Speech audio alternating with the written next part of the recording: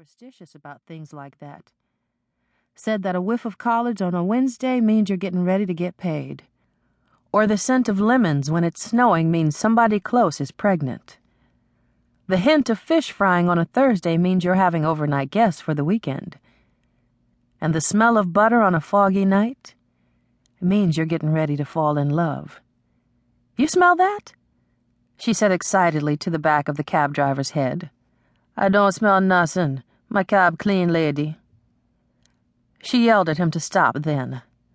And she rarely yelled at people like cab drivers, elevator operators, the ones who vacuumed the carpet at the special needs school where she was principal. Figured she'd be working thus if Ro's large hands hadn't rushed in and broken her fall when she'd tumbled from her heightened station in life. Told the cab driver to stop right now, let her out. She needed to get out.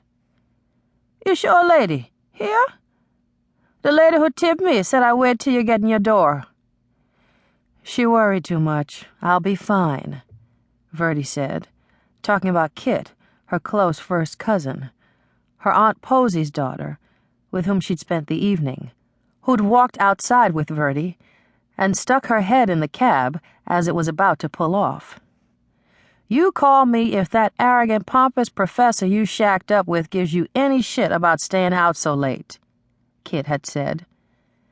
She'd waved Kit away, like she was trying to do to the cab driver now. But he just sat there reluctant to leave her out here like this. She didn't know what it was about herself that made people want to watch over her. Thought maybe it was her eyes, with their downward slant. Or how she wore her hair relaxed, bone straight and cut close the way Ro liked it. Or her thinness. He liked her thin, too, though she preferred herself when she'd had a curve to her hips. She leaned into the cab window, whispered into the driver's face.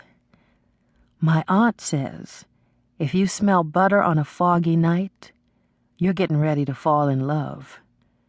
She made her eyes go big, lowered her voice, even more the way her aunt would do. And if you're walking alone when you smell it... Yeah, what happened? Verdi didn't know the rest. When her aunt got to this part, her face would glaze over in an oily sheen. She'd start fanning herself and shaking her head. Lord have mercy, is all her aunt could say after that. It's just better, that's all, she said to the cab driver as she turned and started walking toward home. She took measured steps, though she knew she should be rushing if she were going to stick to the story she'd fed Ro earlier. She hated that she'd lied. Such a harmless thing, too, spending the evening at Kit's house. But Ro despised her cousin so. Went on and on about her lack of degrees and couth, whenever Verdi let on about her visits there. So rather than hear him rant about her first cousin, with whom she felt closer than a sister, Verdi told him that she was going into town to get her nails done, to get chocolate-covered coconut eggs for the baskets she was doing for the younger ones at her school. Not Godiva, but better than the Acme brand. Ran around after work then to at least get the eggs, then begged Kit for a manicure, after they'd pushed back from another one of Kit's culinary masterpieces. This air was too creamy to rush through anyhow.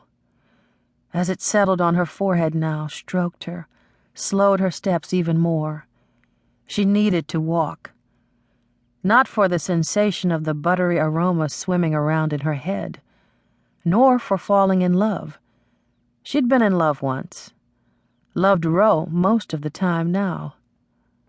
Right now she walked because why? She asked herself. Because she just wasn't ready to go home yet. And already she was close to home on this quiet street of ornate wood and stained glass doors, where the houses were big and old on the outside, newly restored on the inside, with center island kitchens and updated wiring to accommodate home offices and theaters and sophisticated security systems, because crime had increased sharply in the 1990s in this once cushy part of Philadelphia.